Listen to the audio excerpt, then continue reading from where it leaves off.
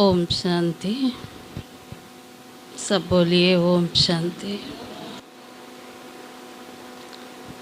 तो पहला तो है सत्संग, फिर कहते हैं शुद्ध अन्न। सद्बुद्धि बनाने के लिए शुद्ध अन्न की भी तो बहुत ज़रूरत है ना। एक बार बहुत बड़े ऋषि थे, उन्होंने कहा कि गंगा जी में सभी स्नान करने जाते हैं और गंगा में कहते हैं अपने अपने पाप धोने जाते हैं। ऐसा ही है ना कि गंगा जी में पाप धोने जाते हैं, तो गंगा तो पापी हो गई। तो कहा कि कैसे क्या करें जो पता करें कि गंगा जी पापी है। उन्होंने बहुत तपस्या की, ऋषि ने बहुत तपस्या की। तपस्या के बाद देवता प्रसन्न हो गए। कहते देवता उनके सामने आके खड़े हो गए और देवता ने कहा कि आपने क्यों तपस्या की है, हम पूछना चाहते हैं। तो ऋषि ने कहा कि मैं अपने प्रश्न का हल जानना चाहता हूँ कि गंगा जी में सब पाप धोते हैं, तो गंगा तो पापी हो गई। तो देवता ने कहा कि ऐसा है, इसका जवाब ना गंगा जी के पास ही चल के पूछ लेते हैं, वो सही जवाब देंगी। दोनों चल दिए गंगा जी के पास और गंगा जी से पूछा कि गंगा जी, आपके पास तो सभी पाप आत्माएं पाप धोने आती है, आप तो पापी हो। गंगा जी ने कहा मैं पापी क्यों हूँ? कहा क्यों, कैसे? कहा कि मैं जितने भी पापी आते तो मैं तो समुद्र के पास चली जाती हूँ और मैं जितने भी पाप हैं किसको दे आती हूँ? गंगा भी समुद्र से मिलती है ना, समुद्र को दे आती हूँ, इसलिए मैं पापी नहीं हूँ।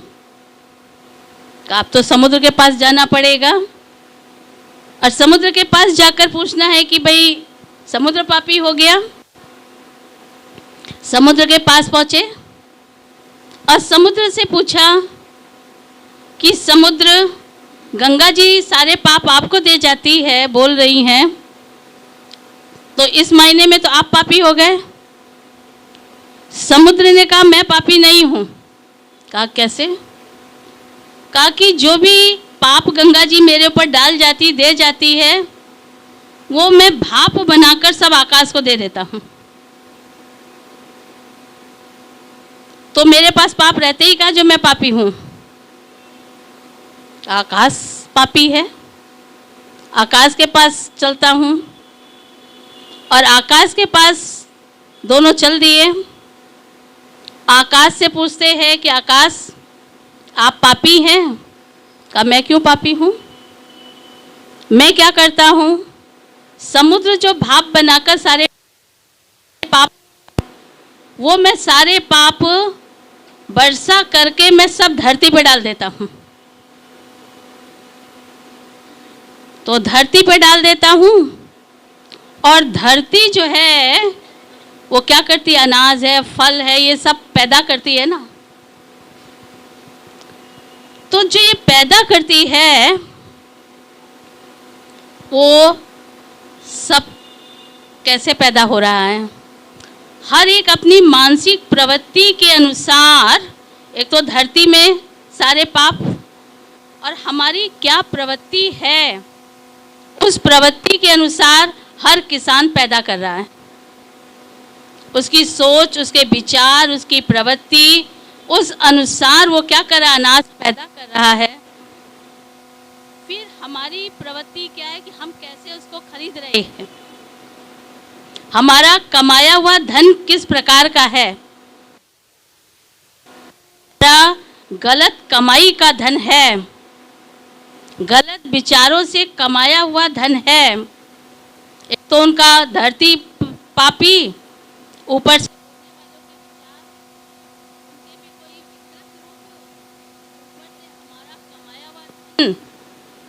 अगर गलत है और उस पे बनाई हुई जो भोजन हम बनाते हैं उसकी भी मना स्थिति अगर गड़बड़ है तो हमारे अन्न का मन पर क्या पड़ता है, गहरा प्रभाव पड़ता है। तो आज जो भी हम अन्न ग्रहण कर रहे हैं तो क्या वो अन्न शुद्ध है? और शुद्ध अन्न नहीं है, हमारे कलुषित विचारों से या हमारे गलत ढंग की कमाई से या गलत विचारों से बनाया हुआ अगर हम अन्न ग्रहण कर रहे हैं तो हमारे मन पर उसका इफ़ेक्ट पड़ रहा है और इस इफ़ेक्ट से, असर से आत्मा पर डिफेक्ट हो रहा है। आत्मा एकदम डिफेक्टिव, जिससे हमारी सुख, चैन, आनंद, खुशी, सच्ची जो मन की शांति होनी चाहिए, क्या आज हमें प्राप्त हो पा रही है?